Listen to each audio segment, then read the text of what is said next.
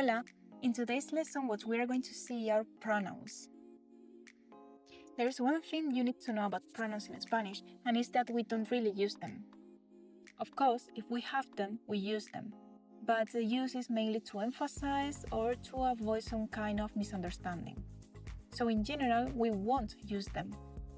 When we see or hear a verb, we know who's talking. We don't need the pronoun. So this is a detail of Spanish that can make it harder for new learners. But don't worry, we always have tricks to make it easier and for you to know who's the person talking in verbs, without needing the pronoun. So first of all, we're going to go through personal pronouns, the normal ones. These are I, you, he, she, we, you plural, and they. So at first there is no problem here, because the only thing that you have to do is remembering the equivalents. Yo is going to be I. Yo. Yo. It's like an English J plus O. Yo.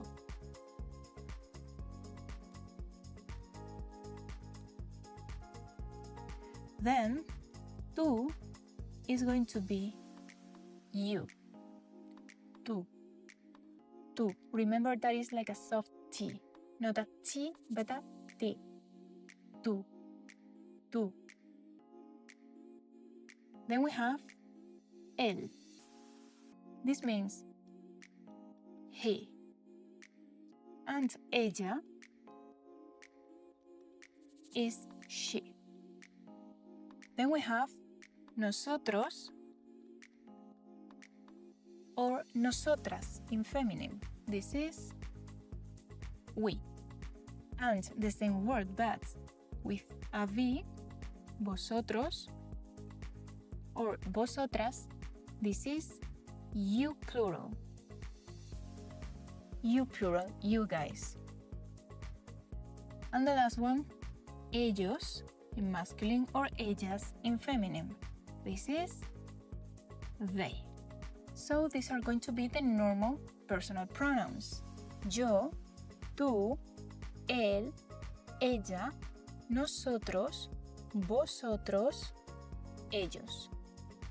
The only thing that you have to take into account if you're talking about women or men.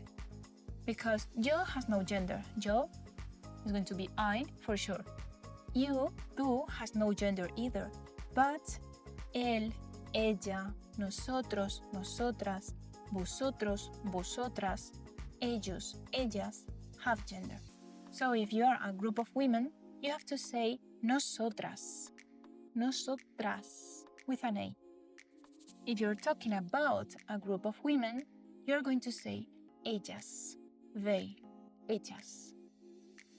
And if you're talking to a group of women, then you're going to say vosotras, vosotras. So, you may have noticed that I skipped these ones. So why did I skip those ones? Because those are the formal pronouns that we use here in Spain. It's going to depend a lot on the area, but these two are going to be mainly polite. So if you're talking to authorities, an older person, your boss, or any kind of person who deserves a special treatment, it's going to be with usted and ustedes in plural. What is the meaning? You. Formal you. What is the confusing thing about this? That, as you have noticed, is the third person. So at first could be confusing because you're talking of you, but using the third person. It's like saying you is. Why is this?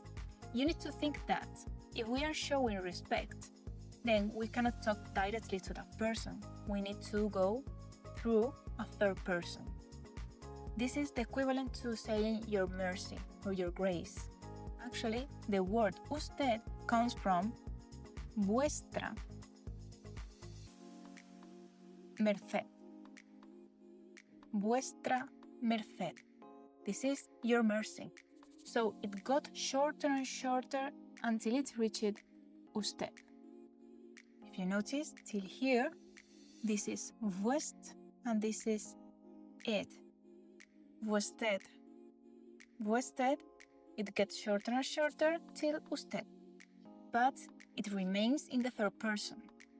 So this means that also verbs need to be conjugated in the third person. So this is the way of being polite in Spanish, using usted. In Latin America, they use this pronoun in their daily life. They don't really differentiate, but here in Spain we do. Although, as I said, it depends on the area of Spain you go to. Because in the south, they also use it like if it were a normal vosotros. Actually, they say ustedes, but then conjugate the verb with vosotros. That's not accepted in Spanish, but that's how some people speak. Another interesting fact is that that pronoun vosotros, vosotras, is only used here in Spain. In Latin America, they don't really use it. And actually here in the Canary Island, they don't use it either. But in the rest of Spain, we do, so it's important to learn it. Si te ha gustado el vídeo, no olvides darle like y suscribirte. Recuerda seguirme en Instagram y también unirte a mi newsletter para más contenido.